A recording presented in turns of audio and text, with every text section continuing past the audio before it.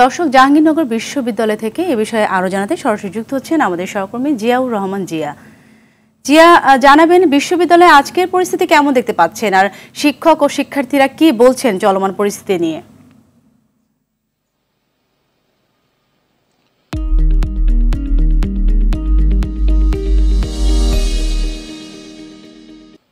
এই মুহূর্তে আছি আমি জাহাঙ্গীরনগর বিশ্ববিদ্যালয়ে গতকালকে আমরা যেটি দেখেছি যে জাহাঙ্গীরনগর বিশ্ববিদ্যালয়ের যে শিক্ষার্থীরা তারা তাদের বিভিন্ন দাবিতে, বিশেষ করে যেসব শিক্ষকরা আন্দোলনে যোগদান করেনি বা তাদের প্রতি সম্মতি জানান নেই তাদের পদত্যাগ দাবি করেছেন। আপনি ইতিমধ্যে বলেছেন যে জাহাঙ্গীরনগর বিশ্ববিদ্যালয়ের উপাচার্য,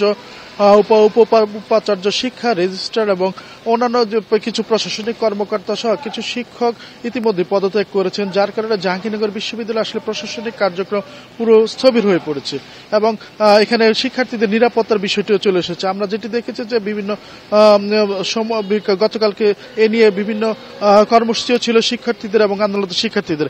আজকে আমরা যেটি দেখেছি সকাল থেকেই বিশ্ববিদ্যালয়ে কিছু কিছু শিক্ষার্থীরা আসছেন এবং কিছু কিছু শিক্ষকরা আসছেন, তবে ক্লাস যেটি হচ্ছে সেটি আমরা যদি বলি যে ক্লাসের সংখ্যা খুব কম এবং অনেক ক্লাসেই শিক্ষার্থীরা ফেরেন নেই।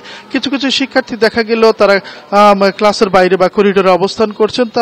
তাদের কাছ থেকে আমরা যেটি জেনেছি যে জাহাঙ্গীরনগর বিশ্ববিদ্যালয়ের সর্বপ্রথম জাহাঙ্গীরনগর বিশ্ববিদ্যালয়কে ঢেলে সাজাতে হবে এবং এর জন্য প্রথমে একজন উপাচার্য নিয়োগ দিতে হবে এবং পাশাপাশি তারা যেটি বলেছে যে জাহাঙ্গীরনগর বিশ্ববিদ্যালয় পুরোপুরি যে প্রশাসনিক অবকাঠামোকে সেটিকে পুরোপুরি ঢেলে সাজাতে হবে এবং তারা একটি শান্তিপূর্ণ শিক্ষার পরিবেশ চান, তাদের নিরাপত্তা চান এবং তারা সর্বোপরি শিক্ষা নিয়ে এবং জাহাঙ্গীরনগরের যে বিগত দিনের আন্দোলন ছিল, বিগত দিনের স্বৈরাচারী শিক্ষার্থী এবং শিক্ষক আসবে যেসব শিক্ষার্থী এবং শিক্ষক আসবে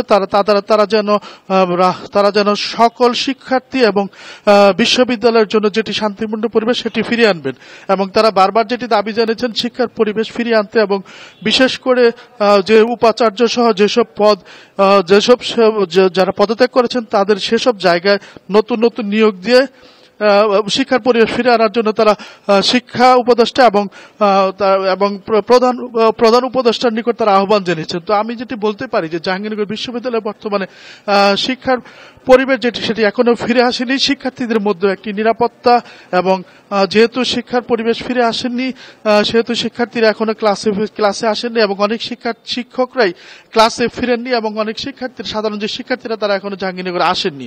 সব মিলিয়ে আমরা যেটি বলবো যে জাহাঙ্গীরনগর বিশ্ববিদ্যালয় এখনো শিক্ষার পরিবেশ ফিরে আসেননি, যেহেতু উপাচার্য এখনো এখানে উপাচার্য পদটি শূন্য রয়েছে।